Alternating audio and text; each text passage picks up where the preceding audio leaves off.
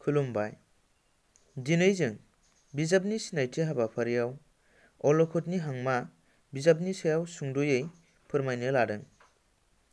अलखदनि हांमा बिजाबखौ सोरजिदों बिश्वनाथ जिल्लानि आवथायाव थानाय नदुवार हालामनि बोहैस्रि सिजौसा गामियाव अरायथा थानो लानाय सासे लाइमोन लिरगिरि अलंबार बसुमतारिया।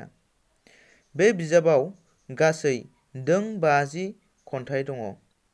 बिजाबखौ फोसावदों नदुवार गुदि बर' थुनलाइ आफादा आरो बिजाबखौ थांनाय इं 2019 मायथाइनि 17 नभेम्बर खालि खुंगा 44थि नदुवार गुदि बर' थुनलाइ आफादनि बोसोरारि जथुम्मायाव बेखेवनाय जायो। बिजाबनि बेसेना 100 रां। बिथाङा थांनाय इं 2018 मायथाइयाव देरहासार आगान मुंनि गांसे खन्थाइ बिजाबबो फोसावखांबाय।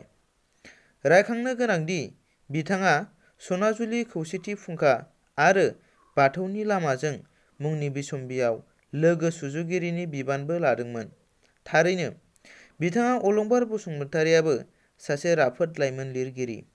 जों मिजिंथिबायदि बिथांनि सोरजिनाय आरोबाव गोदान गोदान बिजाब फरायनो मोनगोन आरो फरायगिरि बिथांमोनाबो बिथांनि सोरजिनाय बिजाबफोरखौ अनसायलांबाय थागोन। खन्थाइ बिबार हानजा।